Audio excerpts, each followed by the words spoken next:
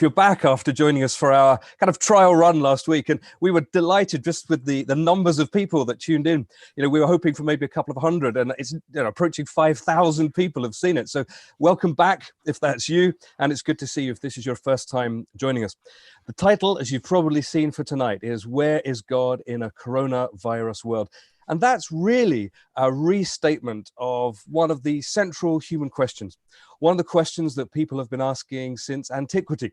In fact, some of the oldest literature that we have available goes right back into the ancient Near East, of sages and songwriters asking why. Why is life sometimes so hard? And subsequently, people have been asking, why is there war? But tonight we rephrase that old and important question right up to date, as people are asking it today. If there is a God, why is there the coronavirus? And so welcome from wherever you are joining us. We had a rush of people from India joining us today. So if that's you, you're really welcome. But wherever you are in the world, it's great that you are tuning in. More importantly, though, you're really, really welcome wherever you are on the kind of the spectrum of belief. We're aware that there's lots of people that will be joining us tonight who have a very clear position that they believe in God. There may be others of you who clearly don't believe in God. And there may be others in the middle who are searching and are teasing these issues out. Well, wherever you are on that, it's great that you're with us. And we really look forward to your contributions in the second half of this evening. As long as they're polite, we don't mind where you're coming from or what kind of questions you have. Your participation is really, really welcomed this evening. Kicking our conversations off tonight, we've got two of our speakers. That's Gareth Black, who's zooming into us from Northern Ireland, and Andy Bannister, who is sitting in front of his laptop in Dundee. They're going to kind of steer us through the first part of the conversation before we open it up to you. Just a very quick introduction. Gareth, his academic background is in bioethics, and he's really acquainted with the questions of suffering because he also works in a hospice. And so these aren't kind of questions of mere academic kind of playing around. These are real kind of like in-your-face issues for him. Andy Bannister is unusual in that he is a Christian with a PhD in Islamic studies. And he's got a great interest in the way that the different cultures and religions in the world and traditions interpret the big questions of life and how they stack up and how they relate. So maybe that's something you'd want to pick up later on in the Q&A. Your way of joining in, as I said, is by submitting questions. And the way we do that is by using a website called Pigeonhole. It works really, really nicely for Q&As because many of you are watching on Facebook or Twitter or Instagram or YouTube. And so please don't post your questions in there. Fire them all in through Pigeonhole. And that means none of your questions will get missed. We're not monitoring Twitter and Facebook. We're looking at Pigeonhole for all the questions. The other advantage is, of course, that you can see questions that are submitted that aren't in the format you're watching. When you go in there, you can fire in any kind of question. As we said, as long as it's polite, any question is welcomed in there. Your participation value is very valuable to us. We appreciate that a lot. And it means you can steer the second half of tonight's webinar around the issues that matter most to you. When you go in there, you fire in the code Solas 29 May, and that will open up our Pigeonhole where you can submit your questions. If when you get there, though, you see that the question you were going to ask has already been submitted, you can vote for it. And that kind of weights it. It brings it to the top of the pile of questions. It means I will see it and it gets a better chance of being read out. We got so many last week, we didn't get through them all. So if you see a good question, vote for it, bring it to the top of the pile, and then we will be able to work through some of the issues that matter to you and the ways that you want the conversation to go in the second half of tonight. We're going to hand over to our speakers tonight. First of all, Andy, I'm going to ask, how are you doing tonight? How are you getting on? Particularly, how has coronavirus affected you? How's lockdown been going? I'm well aware that some people are saying they love lockdown, family time, less commuting. Other people, it's been, a horror show. It's been really difficult for them. How's lockdown going in the Bannister household? Well, good evening, everybody. I think what's interesting is certainly one difference I've seen, Gavin, depends on whether you're an extrovert or an introvert. So in the Bannister house, it's interesting because we are split down the middle. So myself and my daughter are classic extroverts, almost off the scale. And my wife and my 5-year-old son are more introverted. So they're enjoying themselves. They're playing board games and, just locking themselves down, eating popcorn and watching movies, whereas my daughter and I sort of crouching at the door, kind of waiting to get out. So a very exciting day, actually, here in Scotland, because our lockdown has been slightly unlocked today, so we can get out and see friends and things. And, one of the big things I think I've learned in lockdown is how much friends matter. right? Friends and family, we perhaps take them for granted a little bit. They're always there. You can always see them. And suddenly lockdown comes along and you're like, oh my word, these people who actually were really important to me, and perhaps I hadn't appreciated it. So I've been interested to see personally the things that you suddenly realize matter when life changes. Yeah. What about you, Gareth? Well, we've had an up and down experience of lockdown. The beginning of lockdown was a challenge. My wife and I had some symptoms. At that stage, of course, there was no testing here in Northern Ireland, so we have no idea whether we had the virus or not.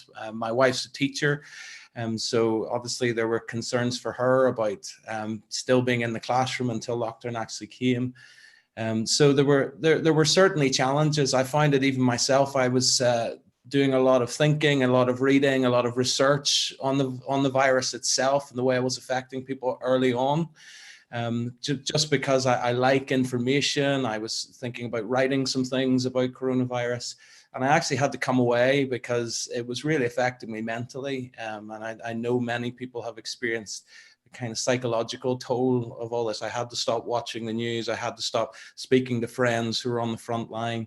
And just sort of decompress a little bit. But beyond that, we're very thankful to be in good health recently. We have a garden that we're out in. I'm enjoying exercise, but my wife is counteracting that because she's baking a lot more, so no one can see the difference.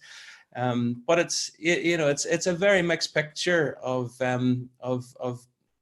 great times and difficulty as well. I mean, as you say, I've been involved with the hospice here in Northern Ireland, and there are major challenges there. Over half of those who've passed away from COVID here in Northern Ireland have been in care homes or hospice settings. My sister's in the arts and the television industry, which has just been decimated.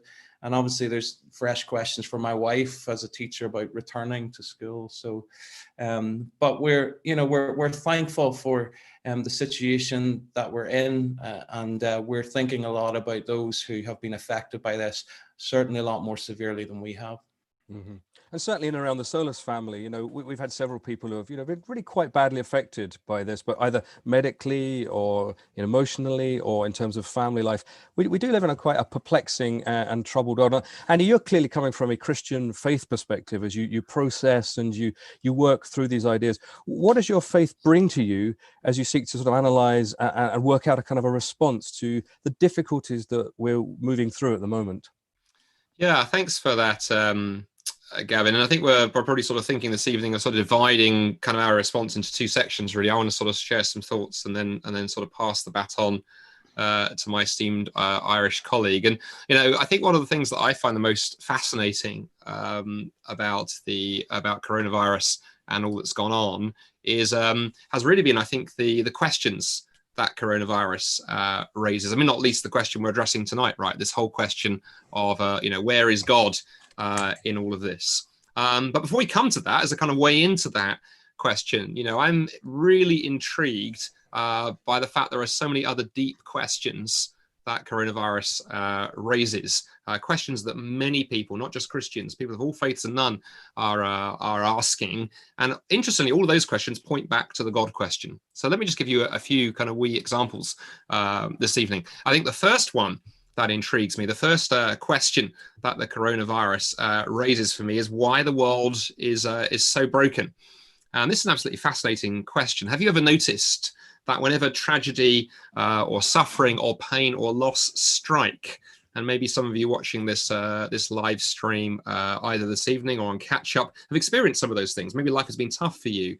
Have you noticed whenever life goes wrong, the question we immediately ask is why?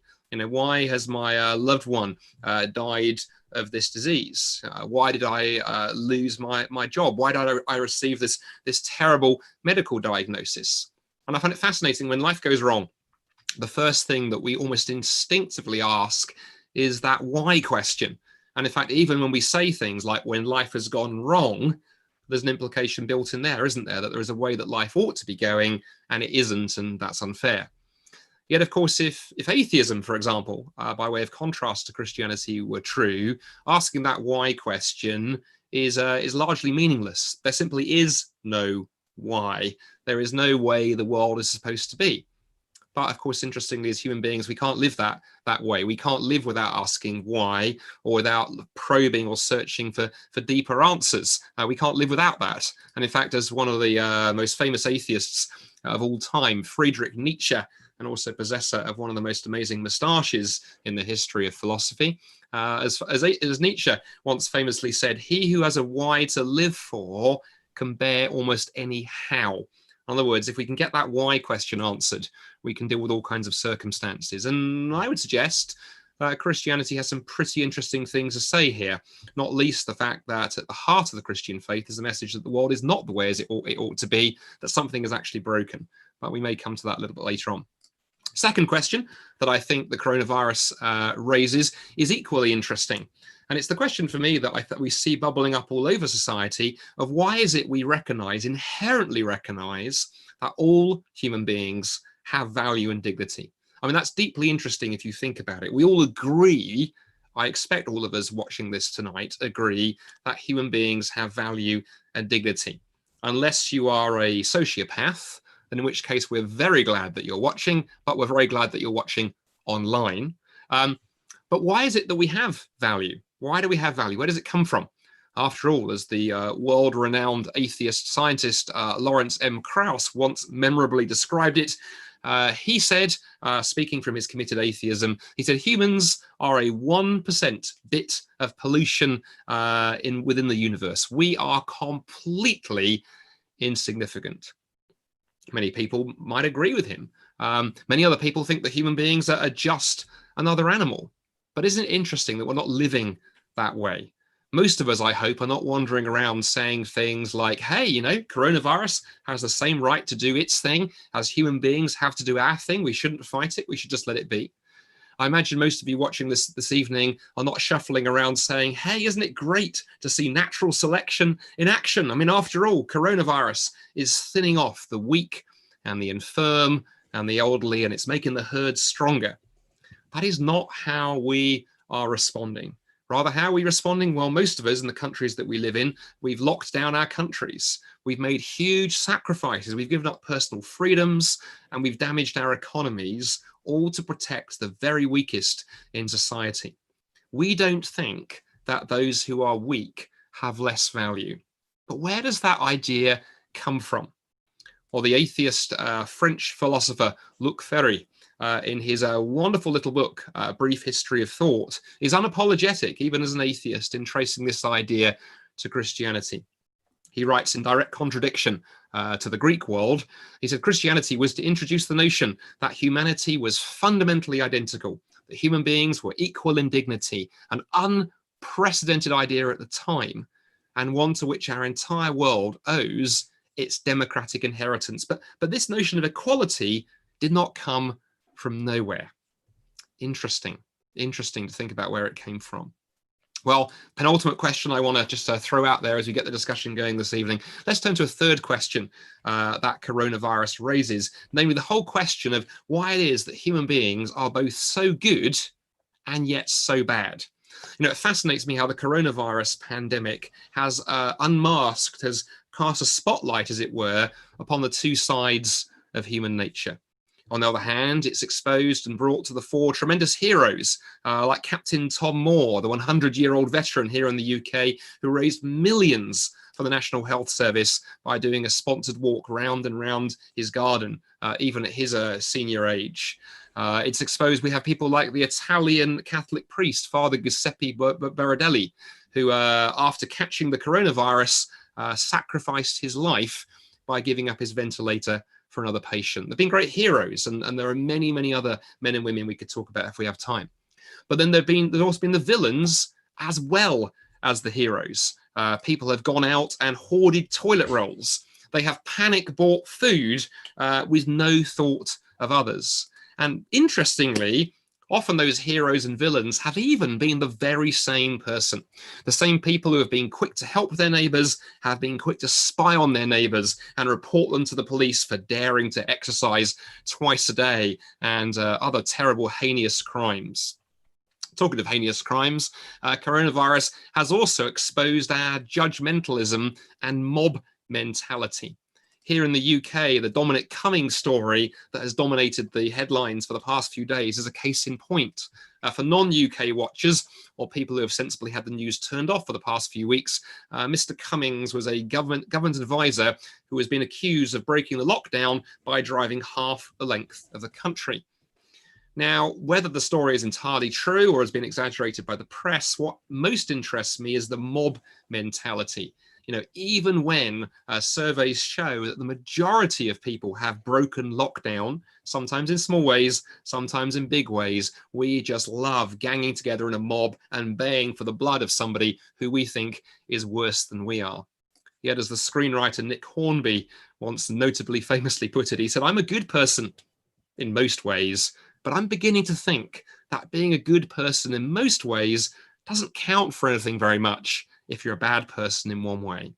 Why are we so good and yet so bad? Again, potentially we'll see, I think, that Christianity has some very interesting things to say here about this question that the coronavirus pandemic has raised. And then finally, before I pass the baton on to my esteemed colleagues, I want to draw some of these threads together by raising one last question that the pandemic exposes, I think, tremendously. And it's the whole question of where on earth can we find hope? You know, we're wired as human beings to look for hope. We need hope. We long for hope. We can't live without hope. And interestingly, we have a tendency as humans to place our hope in all kinds of strange places. We try and place it in our jobs, in our standard of living, our security, our comfort, our health, and so on. And of course, here in the West, at least, we are usually cocooned from chaos and uncertainty most of the time. But coronavirus has kind of stripped away, blasted those certainties away for many of us.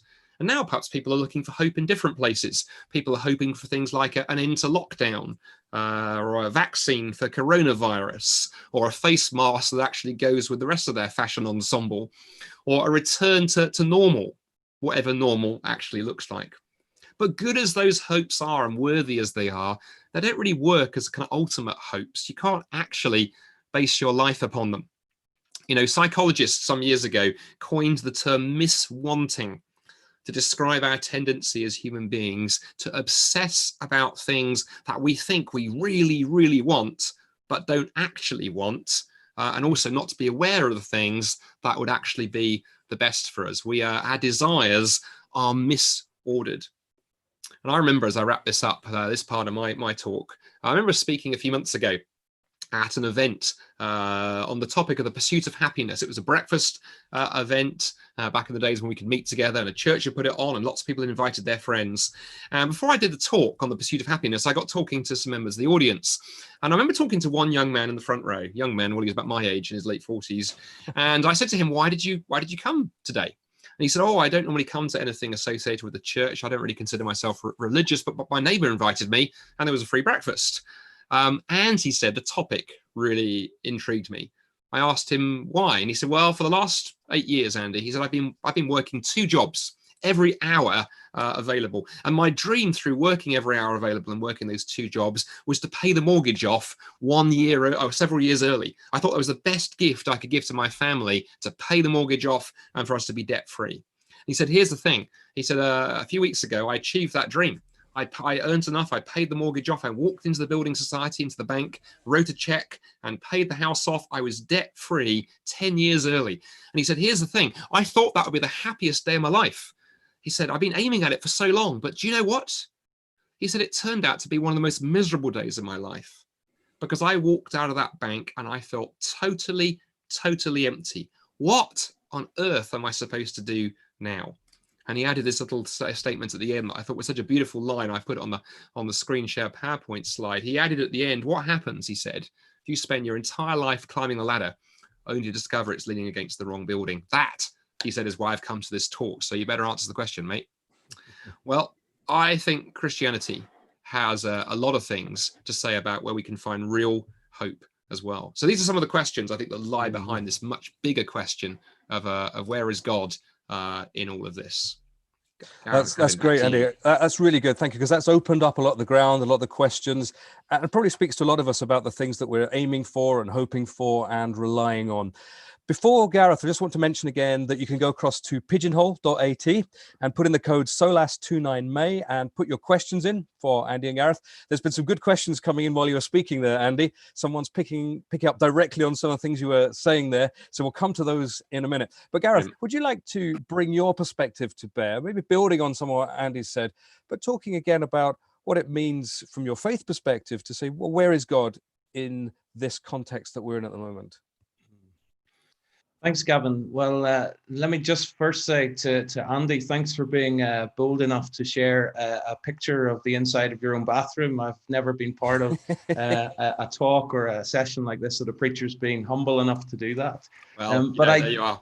I do feel a lot of the tensions that Andy's raised. And to answer your question, Gavin, I think one of the reasons why I find Christianity so meaningful and persuasive, particularly when it comes to this area of suffering, is because when I explore it and look at it and read the Gospels and the Bible in particular, I find that the picture that it gives me, the way that it explains suffering in particular, coheres very accurately with how I think we naturally and inherently and intuitively find ourselves responding to suffering. I'm the kind of person who really needs to know, before I take the Bible's answers seriously, that it actually takes my questions seriously and sees things as a problem that are actually problems. And I think that's why it's Christianity is so persuasive, because it doesn't ask me to believe that suffering is a delusion, or it's just a result of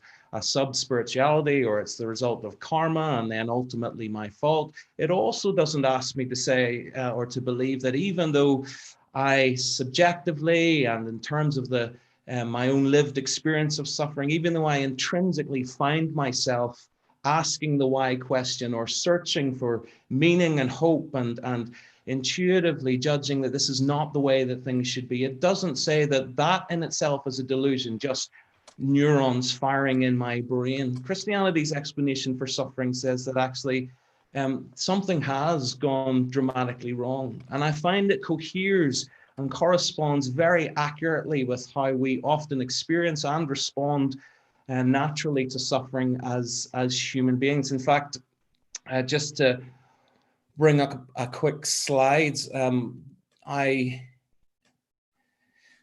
find it's quite similar to what C.S. Lewis said, who often, when he was an atheist and was a teacher and lecturer at Oxford, and he one of his big problems that sort of drew him away from atheism was the fact that he found atheism's answers, particularly in this area of suffering, to be too simple.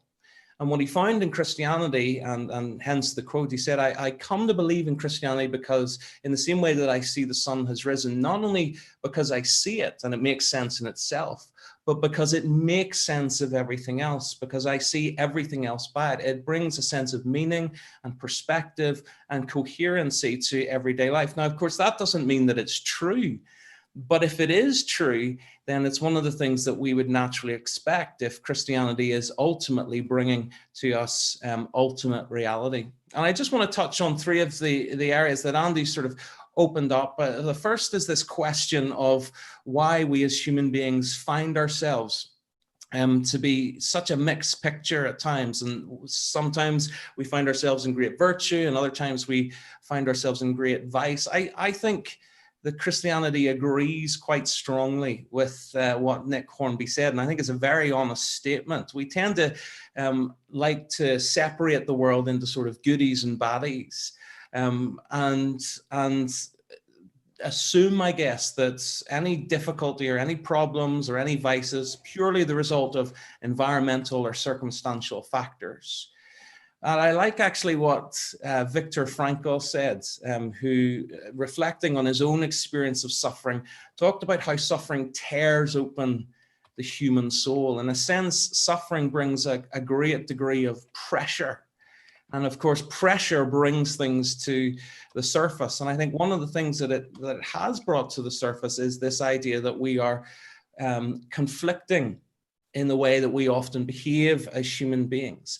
And it's not necessarily a result of external factors, although I don't want to minimize them. It's maybe a little bit more what Alexander Solzhenitsyn said. He said this: if only if it were all simple, and if only there were evil people somewhere insidiously committing evil deeds, and it were necessary to separate them from the rest of us and destroy them. But then he says this: but the line dividing good and evil cuts through the heart of every human being, and who is willing to destroy a piece of his own heart. And I think that coheres strongly with what Christianity says, that actually the heart of our human problem is in fact the problem of the human heart. And when we're put under pressure, that comes out, even among the best of us. I find it really interesting that the Apostle Paul, when he talked and shared about his own experience of human behavior, he said, I find myself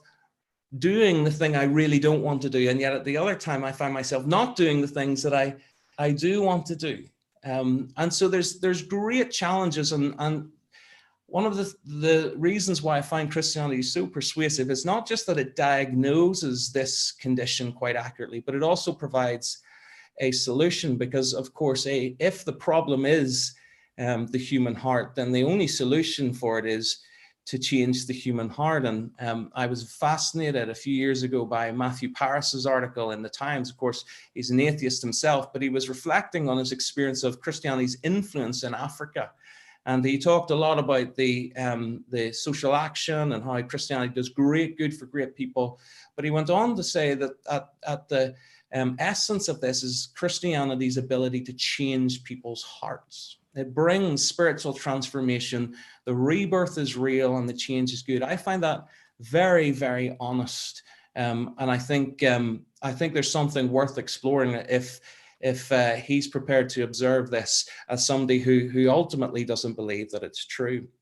But the second thing that I'd like to draw out, just quickly, the last 2 points that I make will be a lot quicker, is that Christianity takes seriously the need that I think we all have when we experience suffering to not be left alone in it.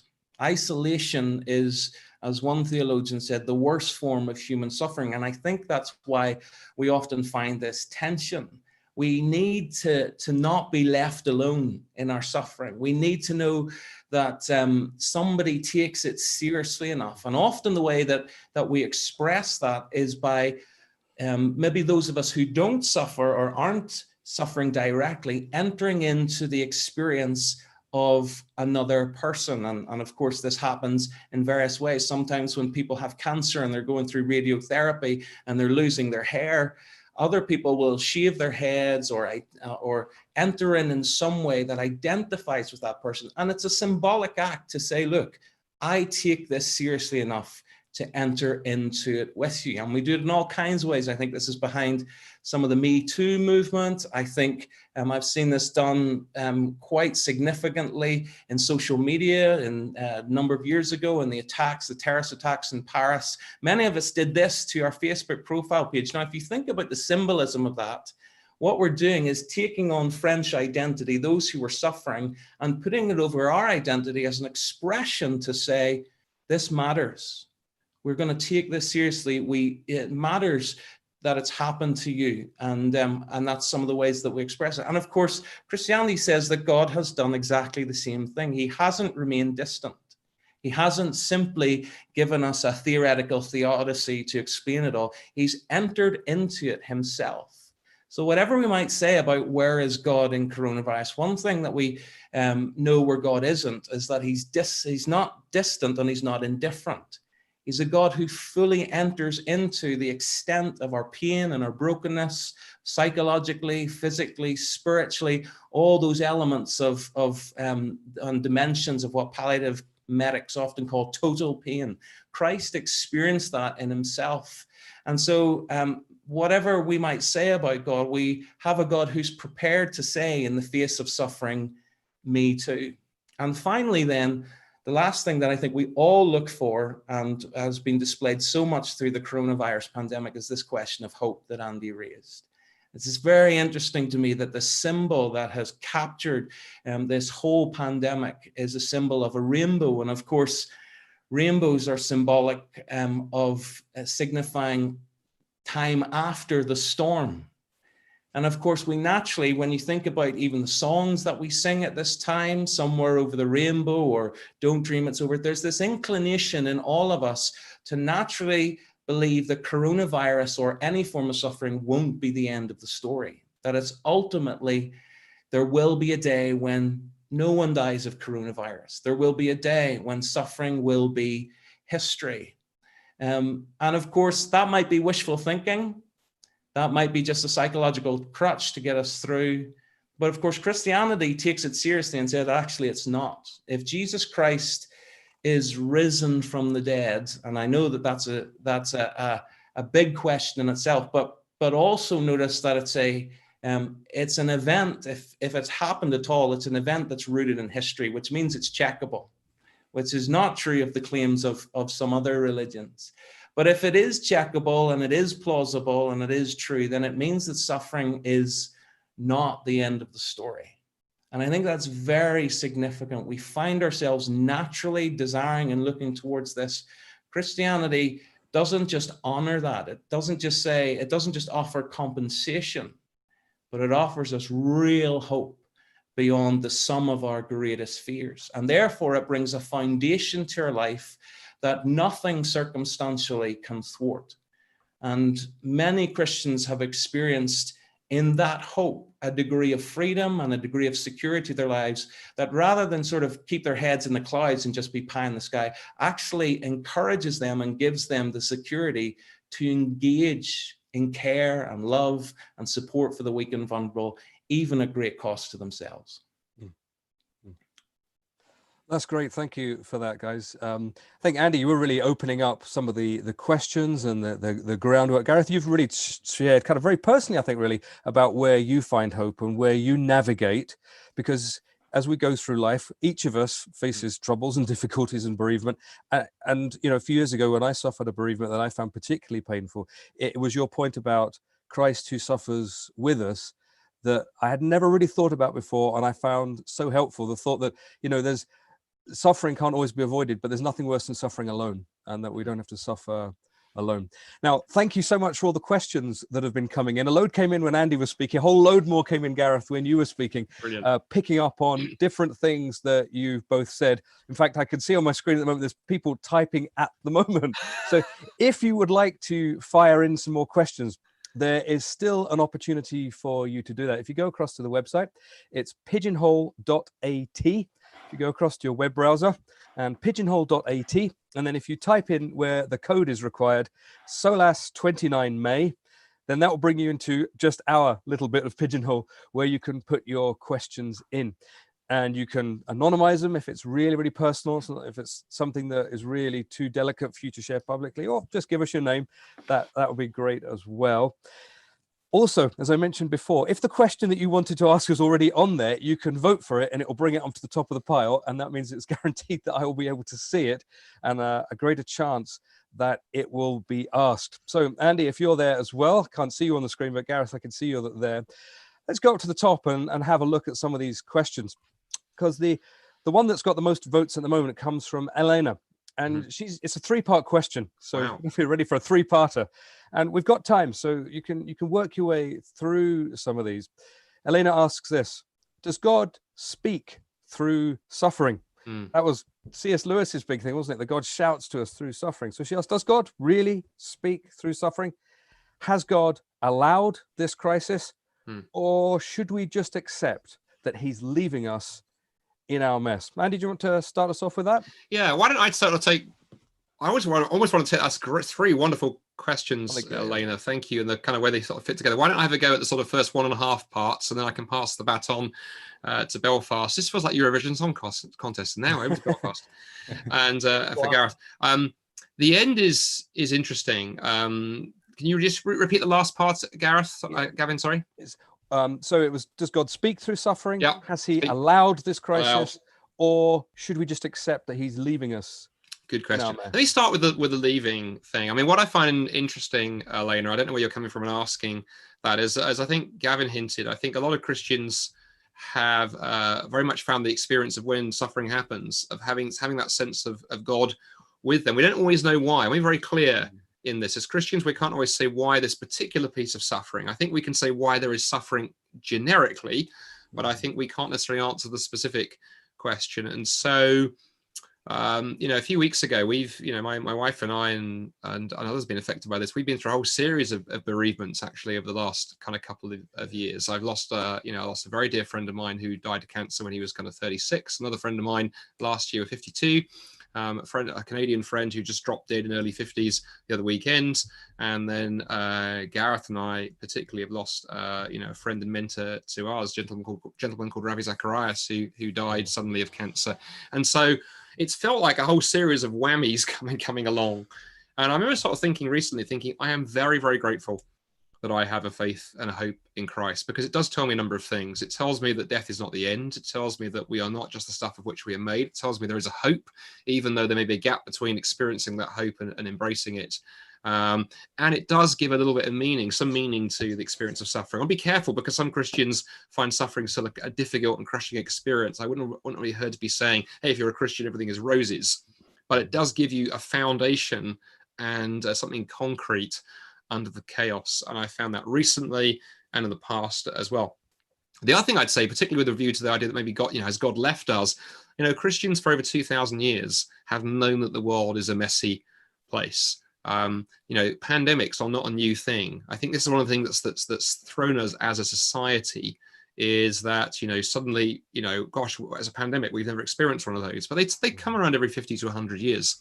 And Christians have lived through them. And if you look back through Christian history, it was interesting. It was the way that Christians responded to the plagues and pandemics in the first few centuries that was one of the things that kind of lit the fire under the growth of the early church. Because when everyone else was kind of running away and ignoring, leaving people, Christians were actually often the ones going out and not just helping their own community, but at great personal cost, very often helping other victims of the plague and other pandemics. So this is not new for us as Christians. So I don't think Christians have ever sort of looked at suffering and gone, well, therefore God isn't here.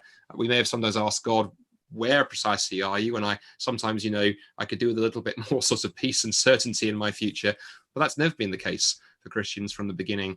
And to hint just at one other thing you asked there, and then I shall pass to Gareth.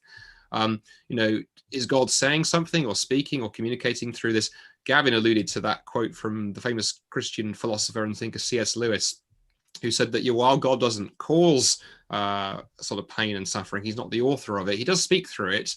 And in particular, he can use it as a megaphone, because when life is going well and when everything is wonderful, when the job is going well and the kids are behaving themselves and our health is great and the sun is shining outside, as it always does in Scotland, and everything in the garden is rosy, we have this human tendency to turn our backs on and ignore God. It's like, thanks very much, I can manage.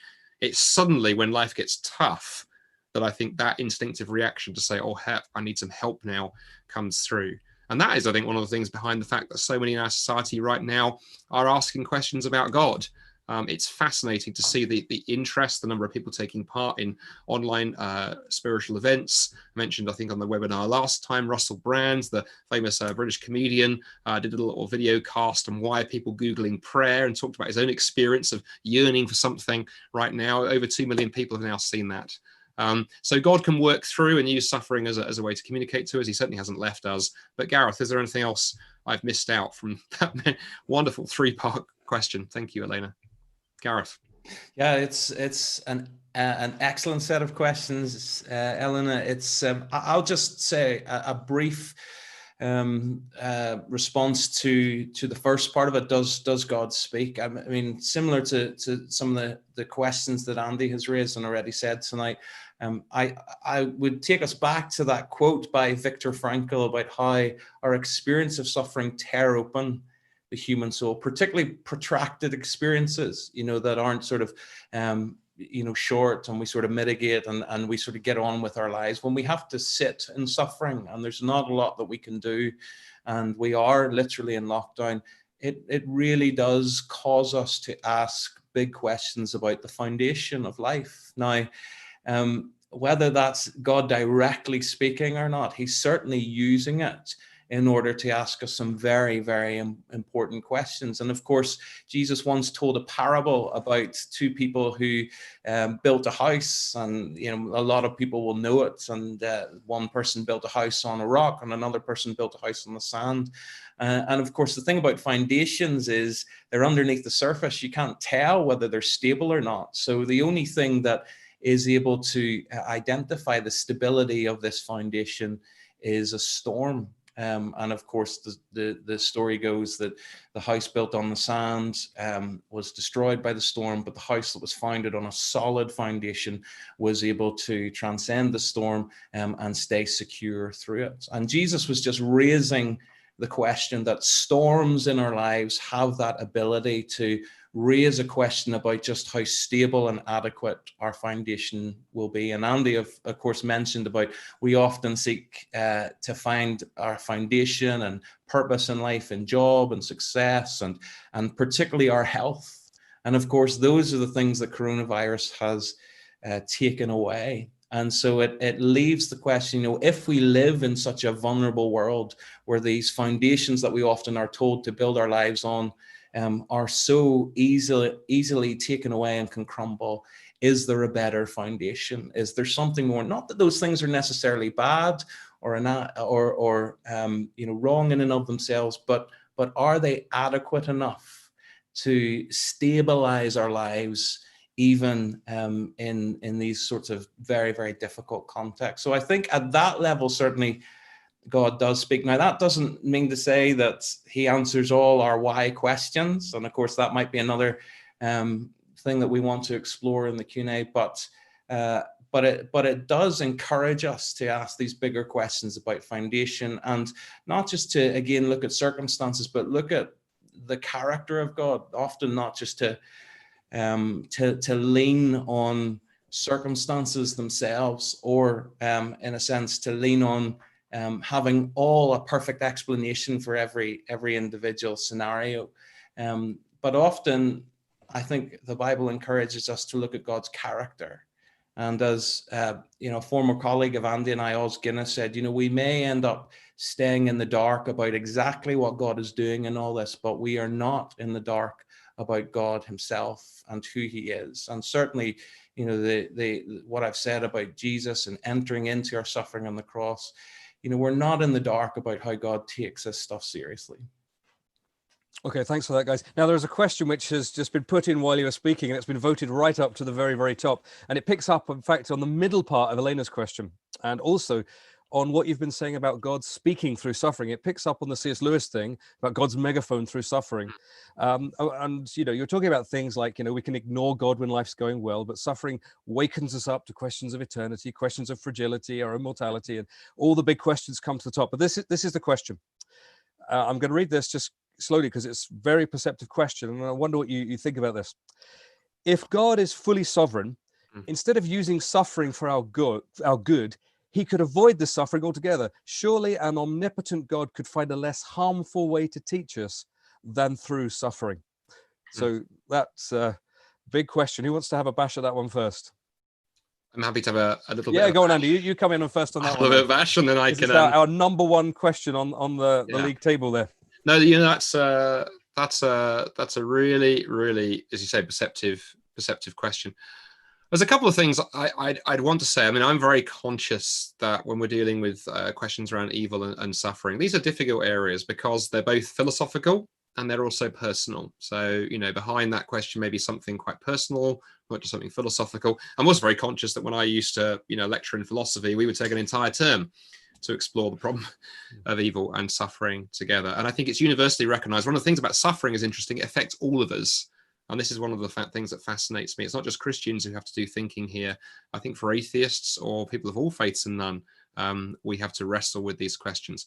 So from a Christian perspective, I want to say a couple of things. Firstly, I think it's been noted by not a small number of thinkers and philosophers, not just Christian ones, I would acknowledge, that there are perhaps potentially certain kind of virtues and so forth that can only actually be developed in the presence of suffering and pain. So, for example, if it was God's intention, for example, to develop the virtue of kindness, we need people who are suffering that we can respond kindly to.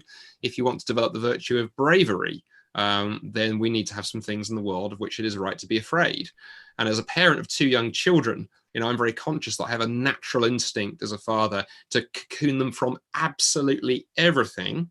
I'm also conscious that would not necessarily be helpful, because there are some certain virtues that only develop in the presence of suffering. I think that's certainly one response that many thinkers have made around this issue, and not explicitly Christian ones, which is interesting. Secondly, yeah, absolutely, the point about God being omnipotent is a really interesting one. I find it interesting, actually, the Bible never uses that term. That's we love to throw philosophical sort of Greek phrases into things. The Bible certainly says that God is all powerful and uses those kind of words. But the other thing the Bible talks a lot about is that what God ultimately wants for us. God's intention, I think, if you read the Bible carefully, is not that we would live lives of delirious happiness and merely experience sort of happiness and ecstasy. If God wanted that, then he could have set up a world a bit like the film The Matrix, if you remember, where human beings are floating in vats of sort of biological effluent and plugged into a great computer in their brain. God could have done that to us, but that's not the kind of world God wants. God created a world in which he wants a relationship with us, and one in which we would choose to have a relationship with him. He also wanted a world in which we would genuinely love one another and demonstrate self-sacrificial love for not just our friends but our enemies as well. And if that's the kind of world that God is aiming at, that does mean there are some choices then that follow from there. And one of those, of course, and Christians have talked about this for millennia, is that therefore that means there's a kind of world in which human beings may choose to do evil and do harm to each other. And then the question becomes, does God merely just allow us to get on with it? Or does God firstly do something about sorting out the problem of suffering? And that takes us to Jesus and the cross. And it also raises the question of, would God then try and turn some of that injustice and that hatred actually to ultimately good ends? And actually, I think that's interesting, the way that God sometimes does that people intend something for evil, and actually through it, actually God does something quite different from what the perpetrator intended. So I think there is the development of virtue, and there's also God's much bigger picture of what this world was designed to be, can be helpful in responding to that. Just a book recommendation. We'll talk about some of these at the end. I'll mention it now, but it'll go up on a slide at the end. As a wonderful book on this whole question of suffering and evil, written by a friend of mine and Gavin and Gareth, called Sharon Dirks. And Sharon wrote a wonderful little book called Why. And it's a brilliant book because it looks at this very personally, and it also looks at some of the kind of bigger philosophical questions and tries to approach it at both levels. But I've covered quite a lot of ground quite fast. Gareth, is there anything you would add to that? Probably quite a bit. I would love to add to it, but I'm conscious that a lot of people have submitted more questions. So let's move on. I'm really happy with Andy's answer. So brilliant. Why don't you bat the next one to Gareth, Gavin? Yeah, okay. Nice easy one for him. Okay, what we're going to go for is this next question here, because one of the things that comes up in your last answer, Andy, was the idea of human free will, human responsibility, the world being not as God originally intended. So someone's written a question, which has been voted again right up number 2 on our chart there, which kind of picks up on that. Someone has written, it's an anonymous one. I don't know who wrote this one, but can I run this question past you, Gareth? Isn't the virus just evil? It comes from human destruction of the environment, greed in the meat trade, pride in the Chinese authorities who didn't deal with the outbreak properly. So we started off by asking, where is God? This person say, well, isn't it just our fault? Haven't we as humans just misused the environment, misused meat, misused animals, global trade? The guilt, the fault lies with us. Your response to that, Gareth? That's a very perceptive question. I think what it raises is sometimes the difficulty that there is in making a very clean distinction between what philosophers often call natural evil and moral evil. So what philosophers will often say is moral evil is acts that are committed, that are heinous and wrong and evil, that are perpetrated by moral agents, i.e. human beings. But natural evil's not, because it's earthquakes and tsunamis and famines and coronavirus and things like that. Now, it's difficult because on the one hand, in philosophy, defining what nature or natural is an extremely difficult thing. And I know this from my my ethics, but also the evil itself sort of invokes a moral category. So, the whole term is difficult, but I think it raises the idea that as much as this is a biological, pathological problem, there's a whole network, perhaps, of human agency and decisions and problems, perhaps, that are the result of it. I have a friend who studies and who provides a lot of relief in natural disasters and things like that. He's a professor in Florida, looking at these things, and he often says natural disasters are not so natural. And what he means is there's human agency behind them, maybe sort of further down the line. And of course, coronavirus is that. We have a natural problem here, but whether it's down to human greed, whether it's down to bad hygiene, we'll probably get to the bottom of it at some point. But it just, for me, I often like to ask the question, well, whether it's a natural disaster or a moral disaster, what is it ultimately that makes it a disaster? And I'm not sort of trying to do sophistry here or play around with the question. But for me, we often term things as natural disasters because of the scale. So earthquakes, there are plenty of earthquakes and movements of tectonic plates that happen that don't kill anyone. There are plenty of tsunamis that occur that just, create good waves for surfers and don't cause the devastation that we've seen. The reason why we call them disasters is because the amount of people who are killed by these things. Now, but of course, that's just the collective sum of individual disasters, people who individually have been injured or maimed or even killed by these sorts of things. So for me as well, I often ask the question, well, is a heart attack a natural disaster? Because of course it's very natural, and it's certainly a disaster for the person whose heart it is.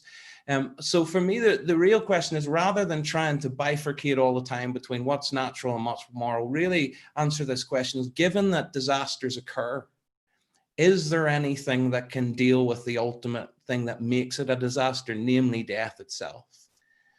Whatever form it comes, is there something that can overcome the problem of death itself?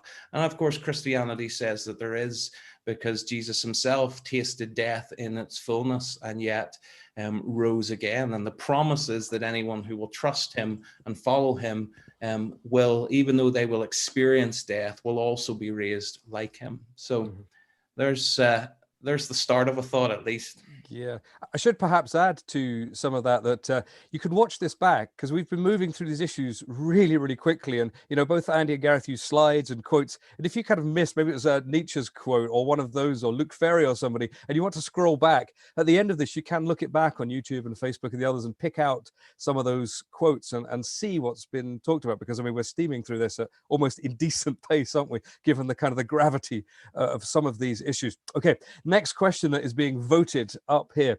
Another quite interesting one. And this kind of probes into the area of whether Christian faith can explain what we're going through, or whether it's just good for helping us to handle suffering. And the question is phrased like this: if your faith makes handling this world's problems easier for you, then I'm happy for you. But is it actually true, or just wishful thinking? So, Andy, do you want to have a bash at that one to start us off? Absolutely. And, this is one of my favorite topics. And actually, fun enough, I happen to know it's also a topic that Gareth is interested in, because he and I have had some conversations over the last few weeks. One of my sort of hobbies, I should probably get out more, is I absolutely love, some of the more sort of bleaker existential philosophers. There are people like Albert Camus and others over the years who have really kind of probed the human condition, and atheists who are willing to be consistent and say, look, if there is no God, life is literally absurd. That was Camus' famous phrase. It's just absurd. It's bizarre, because we have all of these urges and all of these desires for spirituality and meaning and purpose and hope and stuff. But actually, the universe is just cold and bleak, and it hates us. And so we are one seriously messed up animal. In fact, animals are in a better position than we are, because squirrels don't go around asking existential crises about the universe. They just having existential crises. They just sit and munch on their nuts, and the job is done.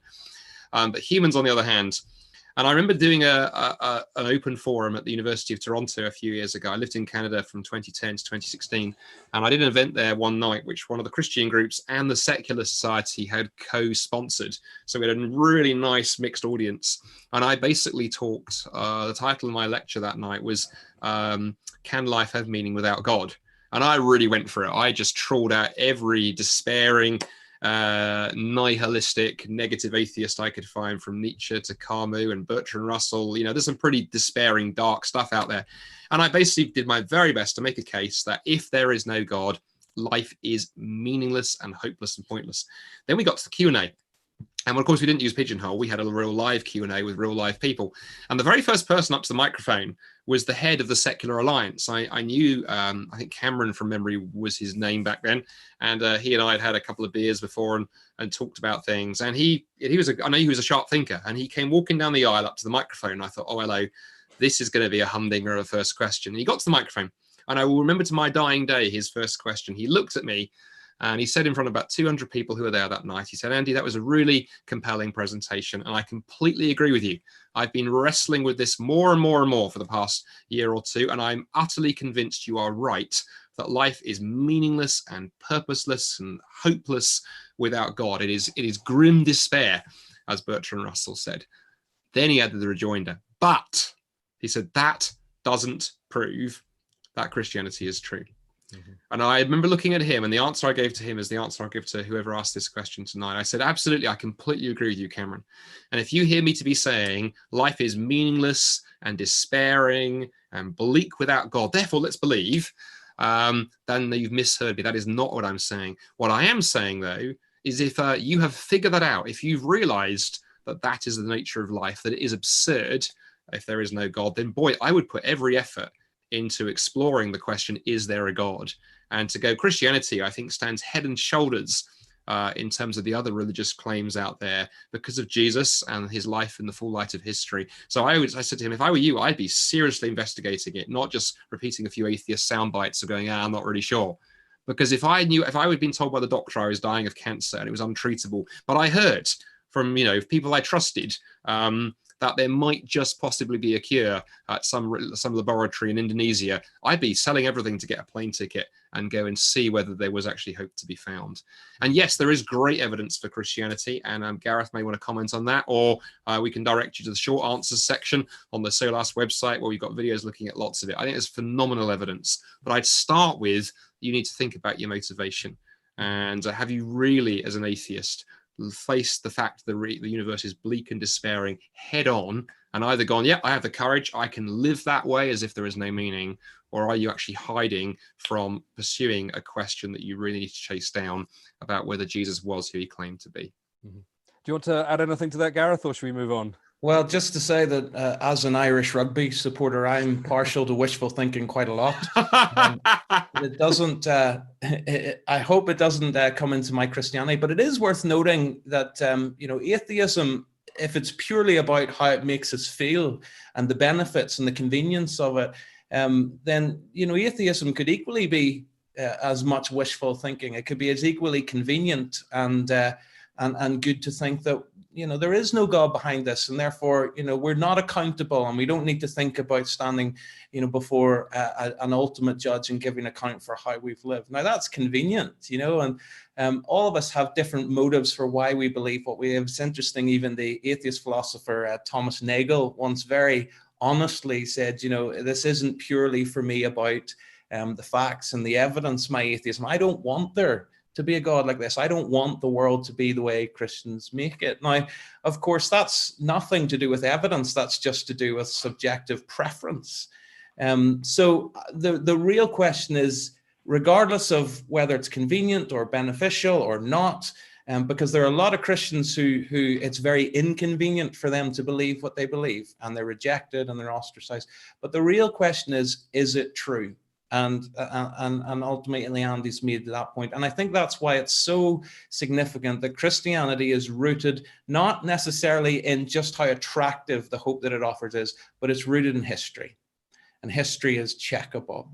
And so therefore, regardless of how it makes us feel, we can check the historical facts. And of course, there's a great little book by our friend John Dixon, who's written a book called Is Jesus History, where we can explore and check this. And I'd encourage anyone to have a read of that. It's very accessible. Won't take you too long to read it either. Thank you. Now, questions are coming in faster than we're answering them. So let's move on to the next one that's sort of high up the list. This one's, again, probing into the fact that people are dying. And we've asked, picking up on some of the things you sort of mentioned before. This questioner, who again is anonymous, says it would be nice not to be so insignificant. But how can we be sure that we aren't? And that God, whoever that is, actually exists, and that humanity is significant? That's a great question to chew on. But time is moving. So who's going to have a bash at that one first? I'm happy to. Gareth, why don't you start us off with that one? Go on, Gareth. Go on.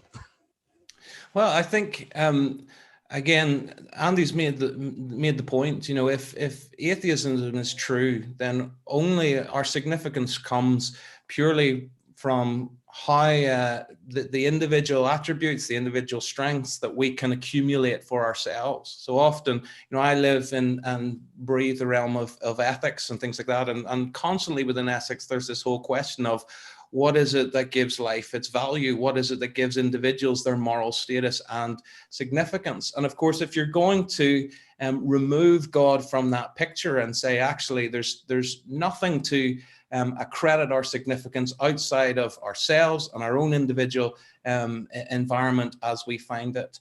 That might be true, but it's a very, very exhausting way to live. If your significance and value is based on your circumstances or your own abilities or people's recognition of fame and things like that, that's an exhausting way to live, because you have to maintain it. Not only do you have to create it for yourself, but you have to maintain it. And if you lose it, if you lose your job, if you lose your health, if you lose your recognition, if things go wrong, then not only do you lose those things, but you lose the significance and the value that you've placed in them.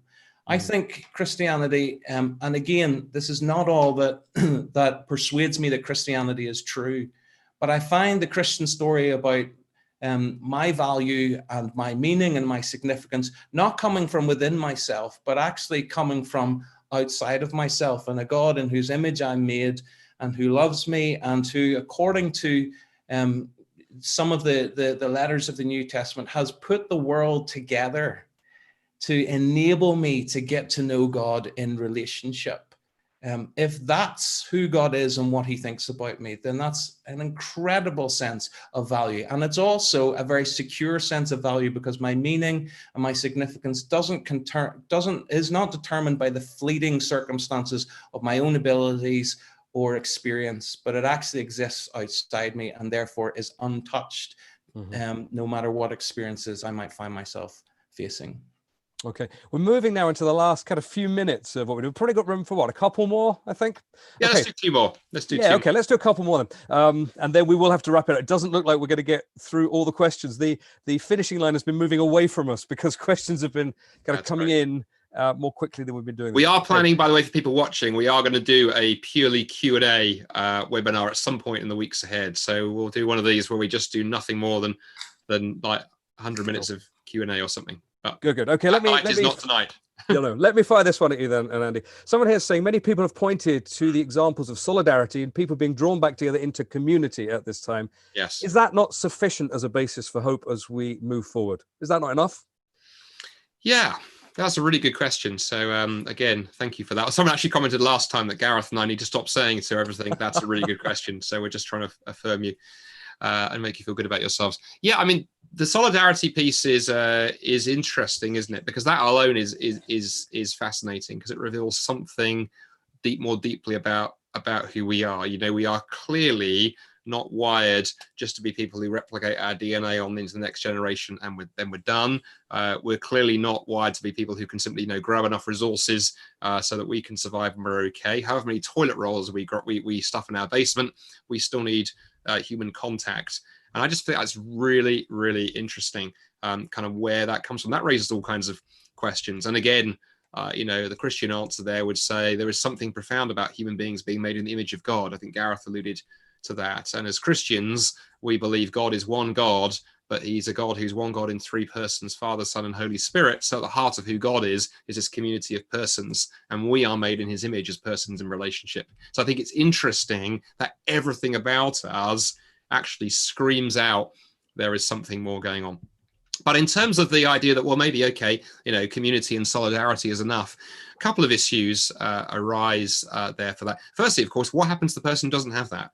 It's very interesting right now. There have been quite a few news reports within the last 48 hours, 72 hours or so, coming out of both England and Scotland. I don't know the stats for the rest of the world, as England now about a week into unlocking, moving out of lockdown, and Scotland beginning its move out yesterday.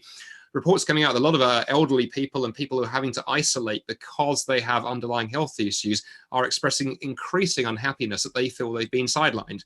And everyone else is going, fantastic, we can go to the park and have a barbecue. There are lots of people who can't do that. So if you stand there and you say, hey, life's meaning is about solidarity and fellowship, you are sticking a great big two fingers up at people who don't have what you have.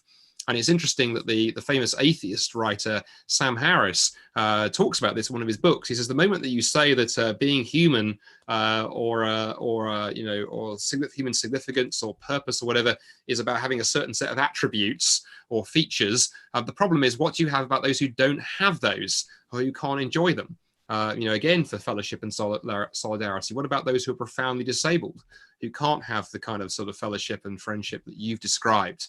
And immediately you cut off quite a huge chunk of humanity. And what I think about is profound about the Christian answer to this, rooting it in God's image, is that it doesn't matter how clever or how smart or how capable, how able you are. Everyone has value and dignity, not because of the things you can enjoy, but what's given from without. But then the other thing I'd add is that, it is part of the universal human experience that anything that we place at the center of our lives, be it our job or our standard of living, or yes, our friends and our community, the problem is all of those things we can lose. And none of those things are ultimately secure. And actually placing your hope in those things ultimately ends up making them control you.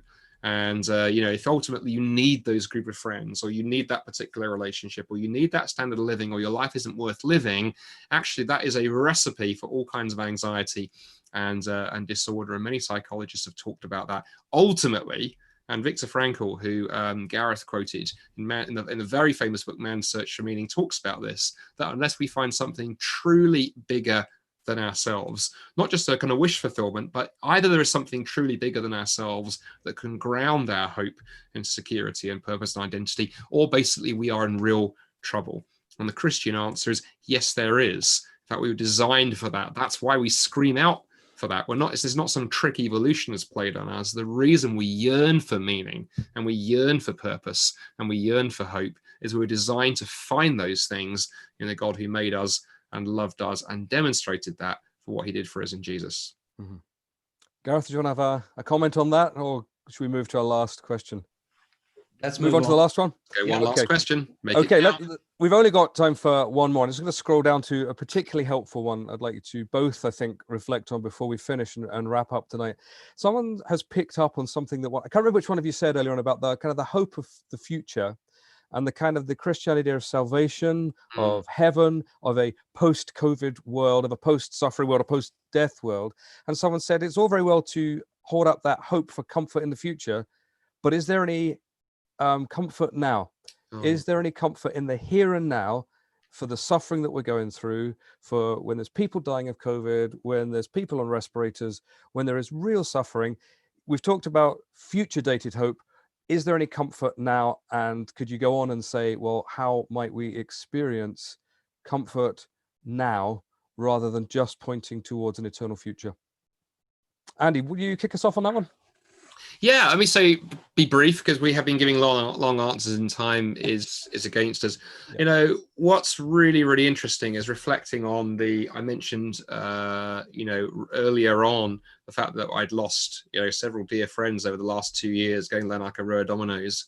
And I'm really, really struck by, my dear friend Nabil Qureshi, who may be known to some of the Christians watching this webinar. Nabil was a fascinating character. He'd grown up in a Muslim family, very committed Muslim, and then became a follower of Jesus, and had an amazing kind of impact. Wrote his story, New York Times bestseller, 300,000 copies. His book Seeking Allah, Finding Jesus, but then was diagnosed with stage 4 cancer in his mid to late 30s, very suddenly, out of the blue, and was dead about a year to 18 months later. And, you know, those of us who were friends with him, what I was struck by with Nabil was exactly this. There wasn't just this hope for the future. There was also, I think, talking to him, this incredible hope now. And that came through in a number of ways. Firstly, I think there was that real sense of God's presence with him, even in the midst of suffering. There wasn't a sense that suffering is just meaningless and pointless and hopeless. There was that real sense of God's presence in the middle of it. And I think, you know, Bible passages like Psalm 23, you know, which have been a terrific comfort to Christians and others down through the ages, talk about that sense of God being with you right now, right here in the middle of suffering. So I think there is that piece. But then second, I think the other piece is we shouldn't disconnect our present hope now and comfort now from that future hope. I think the two go together. And I think the Christian message in a nutshell says, you know, because of what Jesus has done in the past, that gives us a hope for the future. And that means we can live with confidence now.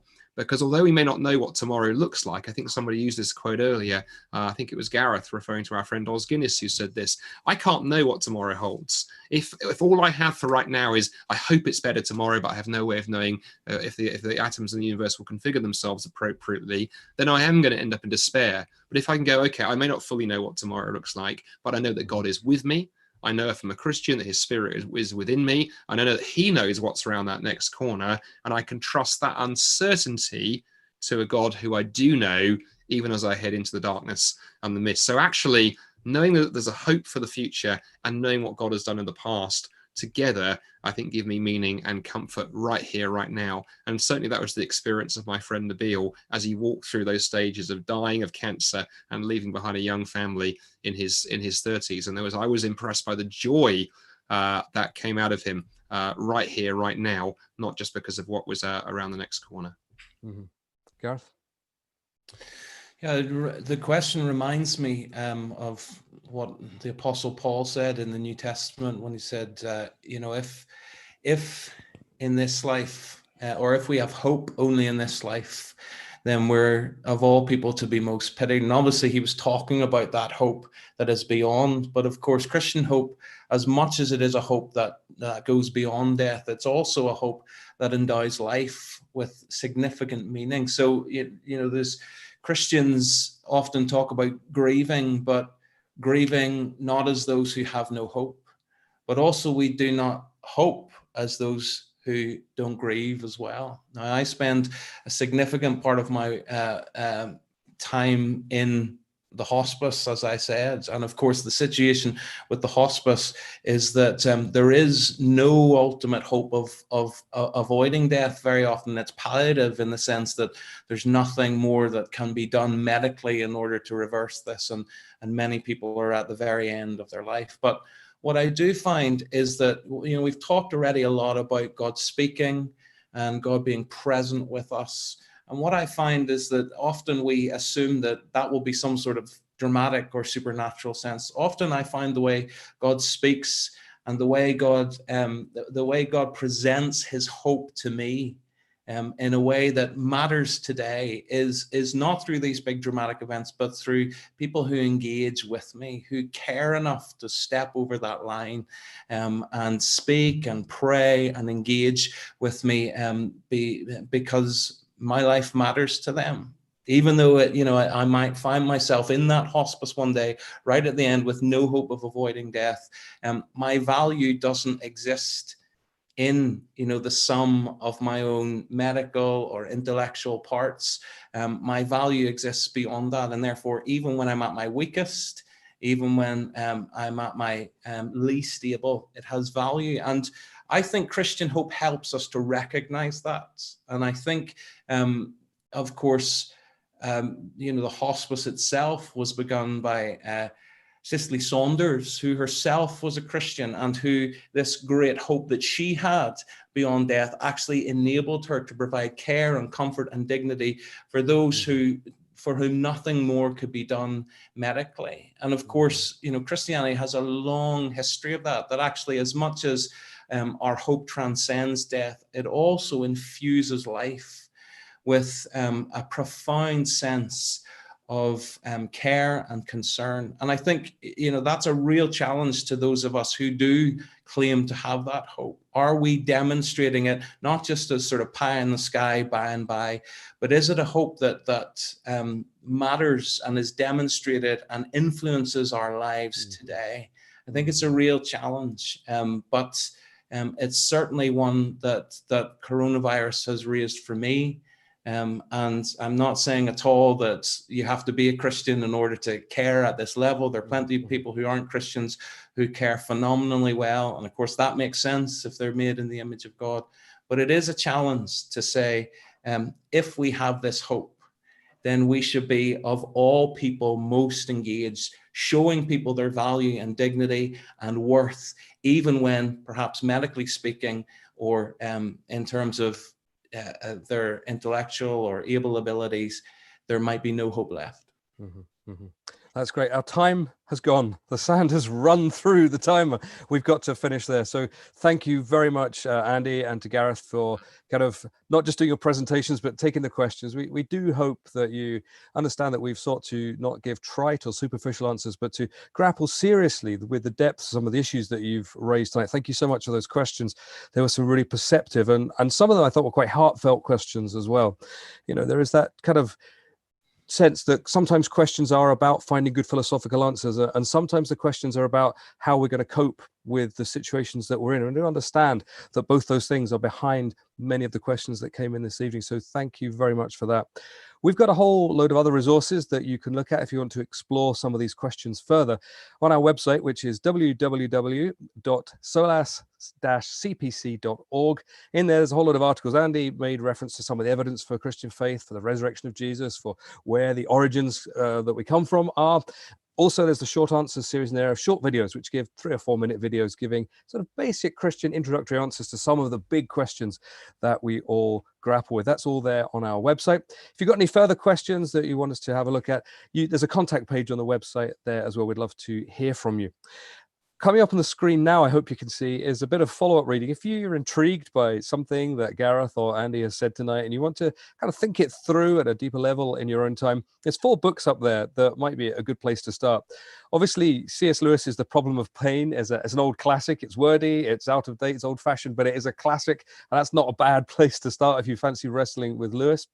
We mentioned our friend Sharon Dirks and her great little book, Why, reflecting on her own experience of suffering in her family as a scientist. She's a scientist by trade, and that is her reflection on processing the big questions of why. Just above that on your screen there is a book by Professor John Lennox, who again is a scientist and a philosopher of science at the University of Oxford. And in the last few weeks, he's put out this little pamphlet entitled Where is God in a Coronavirus World? Really helpful little introduction to this whole area, which gives some good kind of areas to think through and some good thoughts that might take you further on, particularly if you're this evening in a search for God. You may already be settled in conclusions one way or another, but if you're searching, if you're looking for God, if you have a spiritual openness and you want to find God in the middle of this, that's a good place to start.